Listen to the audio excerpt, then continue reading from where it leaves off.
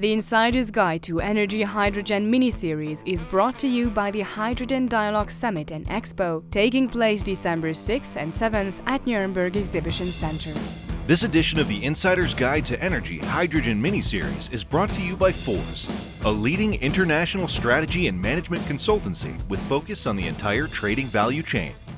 Welcome to Insider's Guide to Energy Hydrogen series. This week, we have a new episode with you. We're going to talk Scottish power. Roman, welcome back to the show. Hi, Chris. Welcome again. Today, we are here in Nuremberg at the Hydrogen Dialogue Summit and Expo. And here we have a very special guest with us today. It's the Minister for Energy and the Environment of Scotland, Ms. Gillian Martin. Welcome. Hello, I'm delighted to be here. Gillian, from your experience in low carbon hydrogen, how do you view the evolution and the current state of green hydrogen globally and in Scotland? So the way I view it is with a great deal of excitement, to be honest. I think this is one of the pivotal moments in energy that I hope that we will look back on and think, this was the genesis of something really transformational. We're very much in the early days. Obviously, people have always known that hydrogen's a potential energy source, but we've always had the luxury of hydrocarbons. But we're now seeing what hydrocarbons are doing to our planet. We're also seeing the instability that surrounds hydrocarbons in terms of, global energy security and the geopolitics around that. We've always seen that over the piece. In Scotland in particular, we obviously are an oil and gas producing nation. But we've always been cognizant of the fact that the North Sea it's hit its peak. We're on the other side of that peak, and we need to future-proof our energy. But we have this amazing opportunity ahead of us because we're going to be transforming our energy industry mainly into offshore wind and offshore floating offshore wind, which is a really new technology for our deep waters. But because we don't have the ability to take all of that generation and put it into the grid, we've got to do something with it. So, necessity is the mother of invention. Well, we know how to make hydrogen, but we also know lots of countries that want to decarbonize their industry, that want hydrogen. And if we can do this, it's going to be transformational. So I would say, even in a one-word answer, my view of it is that we are at the start of something. If we all put our heads together, is going to be exciting and transformational. Now, you're known for your wind energy or potential wind energy off your coast. How is that journey going? Is you're saying it's early in learning the floating wind? Is that already well underway? I mean, your hydrogen policy, I think, the first big report I read was a number of years ago in Scotland about a hydrogen strategy. So this isn't a brand new strategy. This is something you guys have been working up to, it seems. We absolutely have been working up to it because there's so many known quantities around this. So we had a licensing round called ScotWind. We actually had two licensing rounds. One was INTOG, which is for the electrification using floating offshore wind, partnering with oil and gas platforms so that they can electrify, which will reduce the production and emissions of existing platforms in oil and gas. That's going to come on stream quicker. And then we're going to have ScotWind as well. And what the difference... We've been generating wind for some time. We've been generating onshore and offshore wind for some time. But a few years ago, we got some powers devolved to the Scottish Parliament and Government around the operation of what's called the Crown Estate. The Crown Estate owned the seabed, right, within a certain amount of miles of the coast, and they own the shoreline as well. And that is how to operate the Crown Estate was devolved to Scotland and to the Scottish Government and Parliament. And we decided that we wanted to do something that I think had really passed us by when we had the first wave of oil and gas and the huge amount of development that was associated with that. All the powers around that were reserved to the UK government. So really, yes, a lot of Scots, had jobs off the back of it, but no actual money or tax revenue or any kind of benefits went directly to Scotland.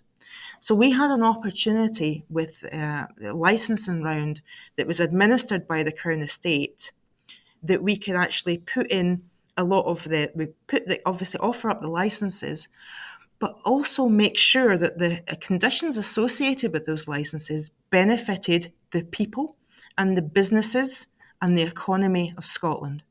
So that supply chain associated with the development of all those offshore wind developments has to be local. A large percentage of it has to be local. So we have this opportunity to see that the revenue associated with that really percolate into the Scottish economy and for the benefit of the Scottish people. And I think that's where we've done things differently. Obviously, we've got existing offshore wind, we've got existing onshore wind. We're looking to double the capacity in onshore wind as well. But with ScotWind, we have got 28 gigawatts of electricity potential there, which is going to be massive. But we're not coming to this as a standing start. We already have got an awful lot of operators in Scotland already in renewables in general, but on offshore and onshore wind. But what we're seeing now, very much so, is a lot of the oil and gas companies, and indeed the electricity companies that have been working in Scotland for many decades, they have gone into consortia together to bid for these licenses and to take these licenses. And what that means to us is effectively that by putting out the licenses for ScotWind, we are retaining the people, the staff, the companies that have worked in Scotland in oil and gas for many years, who've got the patient capital to wait until these things are actually going to be developing from them, and really, not put too much of a, I suppose, I mean, if it had been companies that had been coming into offshore wind and waiting for a return on it, they could be waiting some time. These companies, a lot of them have got other strings to their bow, and now they've gone into ScotWind as well. So not coming from a standing start, but certainly going in a very steep upward trajectory in terms of the gigawatts going to be generated by offshore wind, and a real transition from the types of companies that were maybe hydrocarbon based and their staff, but also having this offshore wind wing as well. So it really is a just transition in process as you're looking at it right now. Given these opportunities you mentioned, what role do you see will Scotland play in the global green hydrogen market in the coming years? I think there's two aspects to it. There's the exporting of the actual product itself, which I think is going to be particularly important for Northern Europe. So obviously I'm over here in Nuremberg right now talking to a lot of people from this part of Germany. I think that Germany is a huge market for Scottish green hydrogen. We know that. We've got memoranda of understanding with Baden-Württemberg. We've got agreements about participation with Bayern as well, MOUs with Hamburg, North Rhine-Westphalen, and so we're already starting to cement those links with the German lender. So that's one part of it, the actual export and the partnerships for the areas of Europe that have the demand for green hydrogen. But more widely, in terms of the global importance, I would say that it would be akin to the global importance that Scotland had as a nation when it was in oil and gas. An early mover in oil and gas, because what Scotland did with all the people, all the engineers that were involved in oil and gas in the 1970s and 80s, is we exported that expertise. For example, I'll give you a personal example. My father was a planning engineer. Yeah, I used to believe when I was younger that he basically built every oil rig that was ever, and he didn't do anything to dissuade me from that, of course, but he was part of a group, a company that went over to Rio de Janeiro in the early 80s and helped start up the Brazilian oil and gas industry, working, partnering and mentoring and training a lot of people who then went on to work in Petrobras. Yeah. And all those guys in my dad's office were Scottish. There's probably quite a lot of Brazilians who learn English from those guys, bad English from those guys. They went on to work for Petrobras and have like Aberdonian and Glaswegian accents. So I see the same thing happen in particular again with floating offshore wind, because we've got states out there that haven't maybe been able to deploy fixed floating wind because of the depth of the water that they have around them. But floating offshore wind will be the technology that they're able to deploy. And I'm very hopeful that we'll have a situation like we did with oil and gas, where all these engineers went and worked all over the world and helped set up all these, local companies and supply chain. And they still do. I mean, there's lots of supply chain companies work all over the world that originated from Aberdeen, but it will be in floating offshore wind. I think there's also a great capacity for them to be doing it in the United States as well. Places like Maine, for example, where they're very interested in what we're doing in floating offshore wind. So more Scottish accents going all over the globe, but teaching people bad English, but helping them this time harness renewable energy, which I think actually as a developed nation is actually it's actually a moral duty to share that expertise around the globe, particularly in countries in the global south who have been dealt quite a bad hand when it comes to climate change. So you export the expertise, or you share the expertise or the knowledge from what you're describing here. And it doesn't seem that it's by accident. It comes from the other industry, because a lot of the marine energy experience from the past industry, from hydrocarbons, actually helps us with the technology as we get into the renewables. So that's actually a logical step. But I guess on the policy side, nothing happens without policy. So what policies have been put in place to help with this agenda, to grow this opportunity for green hydrogen particularly? So you got the floating offshore winds, you got the power. Are there policies to support this and to make that vision come true? Yeah, so I mean, obviously, we've got our own energy strategy, and actually, at the moment, it's in. We've had energy strategies over the past the time that my party's been in government.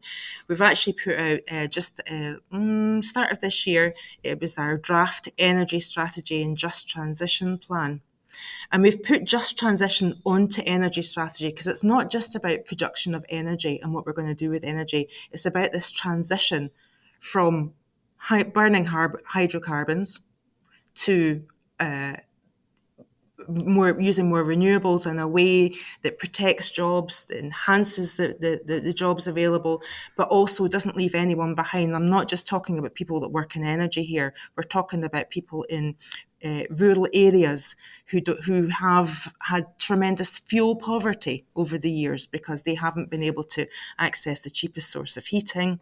It's about a just transition for island communities. It's about a just transition for people in terms of, like, if we want to roll out electric vehicles, say we have got plans to ban the sale of new petrol and diesel cars by a certain, what is the justice around that for people that can't afford to buy an electric vehicle?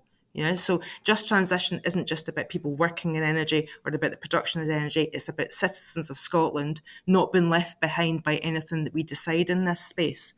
So we're setting out that very, I would say, interesting, but also can be infuriating from a perspective of a minister in a devolved government, is that you don't have all the powers associated with energy policy. So we have to be creative. I mentioned one creative thing we did in terms of the use of the powers of the Crown Estate in the licensing for ScotWind. We're very much looking at how we use the powers, but also the spending power that we have in terms of the industries that we support financially in terms of innovation funding, who we give support to by our enterprise agencies, what we do round about of our procurement powers. We ask certain things of companies in terms of what they're doing about their carbon footprint, what we do in heating buildings, what we do about any kind of projects around what we incentivize for people for heating their homes, what we do in this transport strategy, and what we do in terms of industrial decarbonisation as well. And we trial quite a lot of projects, and we put hydrogen action plan in place. We have put money into Net Zero Technology Centre in Aberdeen. We have just transition funding, which we deploy particularly in the Northeast, £500 million on projects that get given. So cumulatively, we are accepting that we don't have a lot of power, we don't have any powers over the market for energy, and some of the real high-level policies that are reserved to the UK government. But we do what we can in the reserved space to, I suppose, partner with private enterprise and sort of seed funding around things, and just given that signalling of the trajectory that Scotland's going in. And I think it's working very well.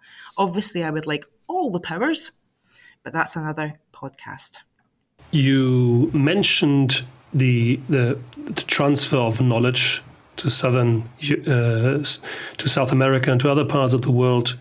You're here in Nuremberg to discuss hydrogen, green hydrogen, with your peers and with others. What else is Scotland doing to foster the collaboration on green hydrogen in the world? So we were very much, going. I mean, one of the delights about my job is I get invited to quite a lot of more international conferences around this. I was in Brussels a couple of weeks ago. I was at the Arctic Circle conference up in Reykjavik. You're having these conversations with other governments of small countries in particular. And indeed, I actually would include the German Länder, because the German Länder probably actually have more devolved powers than the Scottish government have. So we're actually in a similar space, and we're able to work together a lot easier in that kind of sub-state level as well. A lot of it is really centering on the transport of hydrogen. So on the one hand, Scotland knows that we have got the potential for 25 gigawatts of hydrogen production by 2045. We have the Northern European countries looking about how they can use hydrogen to decarbonise.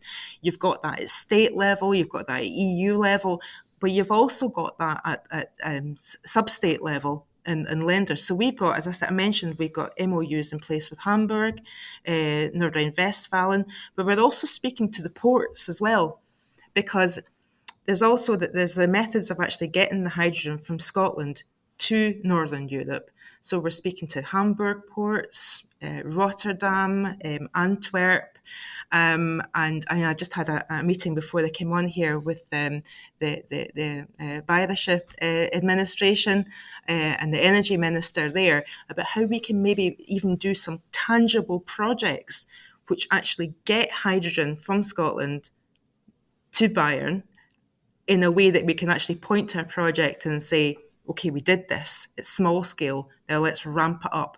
So it's really it's all about communication and relationships right now, and the art of the possible, which is a phrase I absolutely love, because it's only by people. We have a phrase in my office. It's better to ask for forgiveness than permission. Go ahead and do it. Get on with it. That's very much, I think, the devolved government way of doing things. We can't wait for the UK government to have a hydrogen strategy. We've got a hydrogen strategy. And it's not a political thing. I'm not making a political point. I'm making a can-do point. Let's just get on with it. Start forging those relationships and seeing what works. That's how you're going to have that transformation that I mentioned. So it sounds like you're trying to get organic growth by getting things started, right? So you're trying to get shipping or make arrangements where you can test things. is there innovation that's blocking this, or is the technology already there to get these projects working? So you said you've met about ports and shipping and moving the hydrogen. Is the infrastructure ready yet, or are we waiting for pieces of this? So yes and no. I hate people who say that, but I'm going to say it. Yes and no. So one of the beauties of the fact that we've got ScotWind licensing round is that we know that we have to double, triple our port capacity to deploy all the kit that's going to be part of these developments. We have an enormous amount of ports in Scotland. Many of them may be working at under capacity of what they possibly could. So we're having to invest in those ports and increase the capacity for those ports to deploy all the kit for ScotWind. But the beauty of that is that once that's all deployed, there will be certain ports, which will be the ports where the crews go out and maintain them. But there'll be others that will then have the capacity to do something else with their port side infrastructure there. And the production of hydrogen has been factored into that already. So if I take the Aberdeen South Harbour, which is a new port that's just opened in Aberdeen, we've got our existing harbour, which has done great work for keeping oil and gas supply boats in and out, and all the ferries to the Northern Isles and to Norway, whatever. We've got a South Harbour now, and the South Harbour is huge, but it's also going to have an energy transition zone built right next to it, where we're going to have a large footprint of hydrogen production there, which is going to be portside. So they're very much factoring in that they could be an exporter of hydrogen there. We've got similar things happening up in Shetland. So we have got the old gas terminal at Sillenvoe. They're starting to look into hydrogen production as well.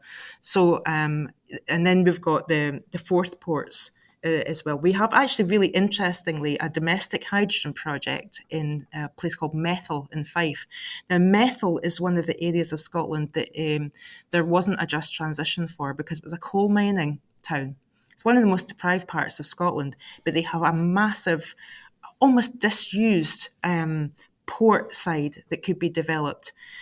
H100 is a hydrogen project that is going to give 100% hydrogen to 300 domestic homes as a pilot project for how, and it's going to be electrolyzed on the side of that port, taking the electricity from a wind turbine, and it's going to be a sort of like a demonstrator project for how domestic hydrogen could work. And that's in one of the most deprived areas of Scotland.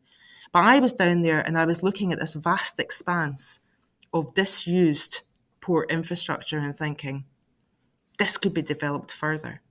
Leith has been developed further just in Edinburgh.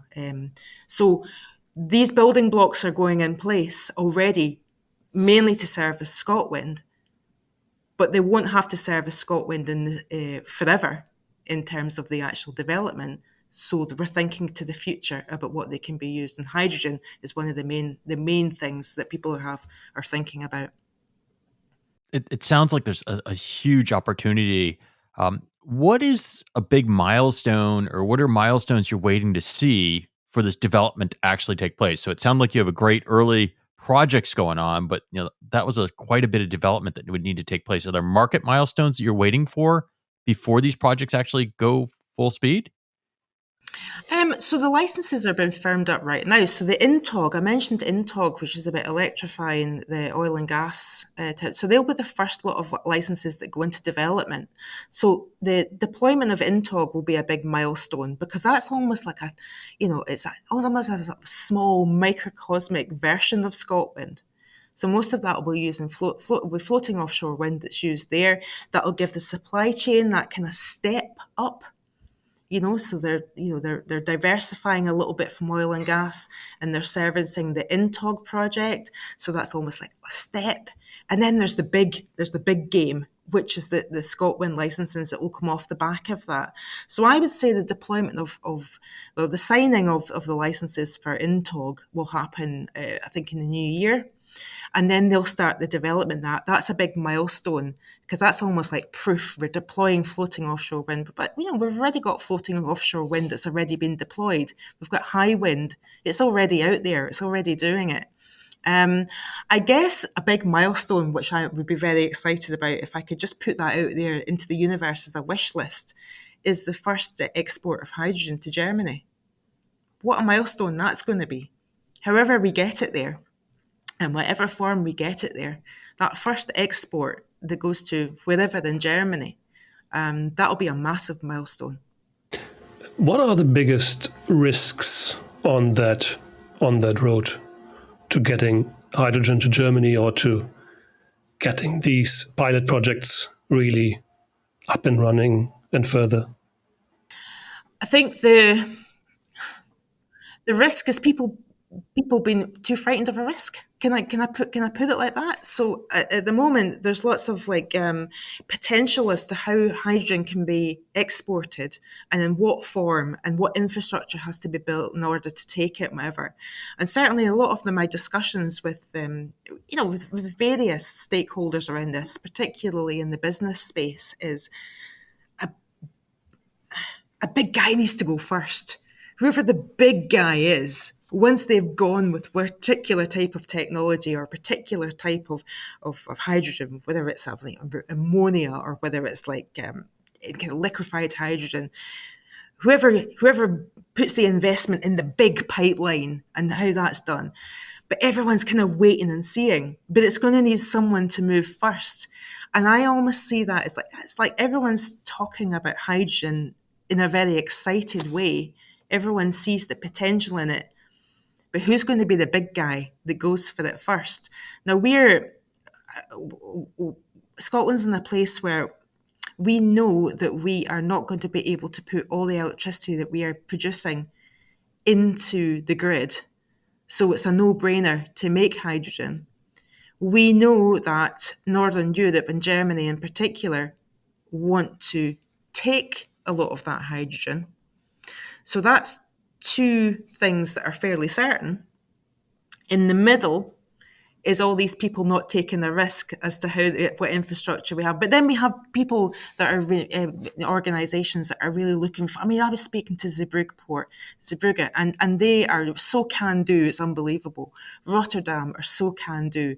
In that space, there's lots of can-do people that are saying, we've got the skills, we've got the capacity, we've got the technology to do this, but it's almost like going to take the contracts to go in place, to get the stuff moving. And then the price is going to come down once that really starts happening. The risk is people not taking the risk. Can I put it that way?